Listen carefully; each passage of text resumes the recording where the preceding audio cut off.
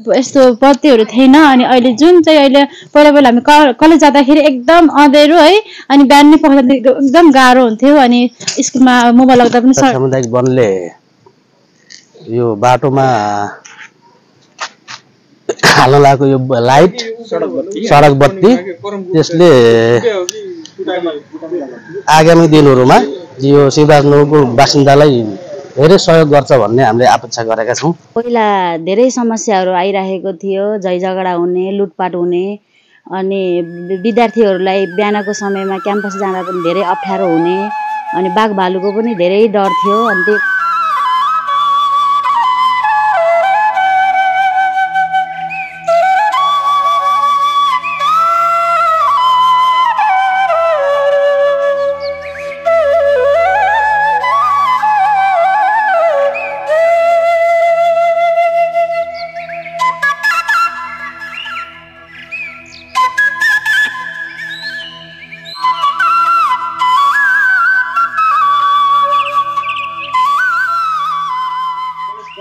सम्पूर्ण दर्शकहरुमा मेरो नमस्ते। म चाहिँ यति बेला शिवराज नगरपालिका वडा नम्बर 9 यो बानियाभार र यो सुरेखोला यो बीचको यो जुन सडक छ त्यहाँ छु।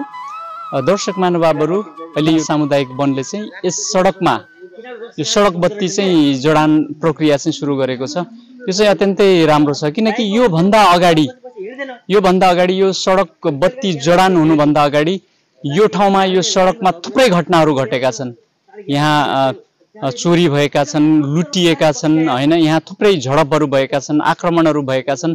ती कुराहरूलाई यो सडक बत्ती जडान गरिसकेपछि ती कुराहरू न्यूनीकरण भएर जानेछन्। यो सडक बत्तीले चाहिँ त्यो जुन त्यस्ता व्यक्तिहरू हुन्छन् तिनी व्यक्तिलाई यो घटना घटाउन चाहिँ पक्कै पनि हिचकिच चाहिँ पक्कै पनि हुनेछ भन्ने चाहिँ हामीले आशा गरेका छौं। र यो सडक बत्ती जडान गरिसकेपछि यहाँको फाइदा के बेफाइदा के, यो सडक बत्ती नहुँदा यहाँको अवस्था कस्तो थियो भन्ने लगायतको विषयमा यहाँको स्थानीयसँग विशेष गरी यो शिवगढी र शिवपुरका बासिन्दाहरूसँग पनि केही प्रतिक्रिया लिने प्रयास चाहिँ मैले गर्नेछु।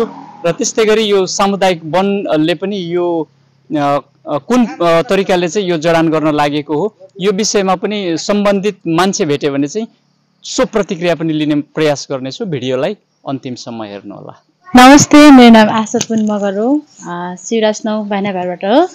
जुन अहिले अनि यो सामुदायिक वनबाट जुन अहिले बाटोहरू यो सुरेखोलादेखि अहिले बानियाभारसम्म चौपारीसम्म राख्दै हुनुहुन्छ। पहिला पहिला बेला यस्तो बत्तीहरू थिएन अनि अहिले जुन चाहिँ अहिले पहिला पहिला हामी कलेज जाँदाखेरि एकदम अँधेरो है अनि बिहान पढ्दा एकदम गाह्रो हुन्थ्यो अनि स्कुलमा मोबाइल लाग्दा पनि सरहरूले गाली गर्नुहुन्थ्यो अनि त्यसैले एकदम गाह्रो हुन्थ्यो। अनि अहिले चाहिँ सामुदायिक बानियाभारको अनि वनले चाहिँ अहिले बत्ती राखिदिनु भएको छ, एकदम खुसी लागेको छ किनभने त्यो ठाउँमा धेरै चोरहरू हुन्थ्यो अनि हरेक सालहरू बासहरू हिँडिरहेको थियो अनि डर हुन्थ्यो। अब चाहिँ बत्ती राखिदिएपछि केही होला जस्तो छ, एकदम अवश्य मलाई आशा छ अझै यस्तै नै प्रगति गरिदिनु होला अनि यति भन्न चाहे। नमस्कार, मेरो नाम शीतल रोका मगर, म यसै शिवराज 9 बानियाभारको बासिन्दा।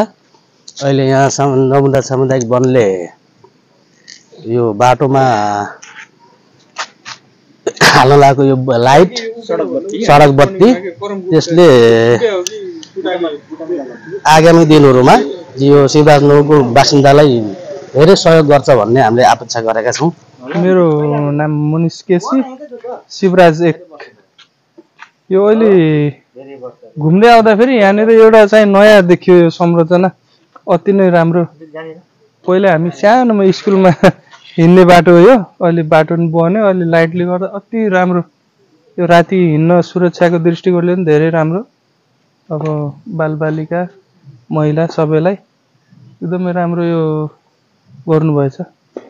अब यहाँ हाम्रो शहीद स्मारक पनि स्मृति चौतारीकै छेउबाट हाम्रो यति पुलबाटै सुरु हुन्छ नि, यो पुलबाटै राम्रो गर्नुभएछ। त्यो अति खुसी लाग्यो देख्दाखेरि।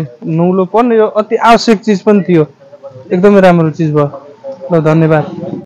नमस्कार, मेरो नाम सृजना खत्री, म शिवराज 9 बानियाभारमा बस्छु। म नमुना सामुदायिक वनको कोषा अध्यक्ष। हामीले नमुना सामुदायिक वनले अहिले सुरेखोला के अरे यहाँ चौपारीदेखि सुरेखोलाको त्यो बीचको जङ्गलमा बत्ती जडान गर्न गइरहेको छौँ। पहिला धेरै समस्याहरू आइरहेको थियो, झैझगडा हुने, लुटपाट हुने, अनि विद्यार्थीहरूलाई बिहानको समयमा क्याम्पस जाँदा पनि धेरै अप्ठ्यारो हुने, अनि बाघ भालुको पनि धेरै डर थियो। अनि त्यही भएर हामीले नमुना सामुदायिक वनले बत्ती जडान गर्न गइरहेको छ। ल यस्तै नमुना सामुदायिक वन गाउँ के अरे सामाजिक कार्यहरूमा निरन्तर लागिरहनेछ भन्दै धन्यवाद।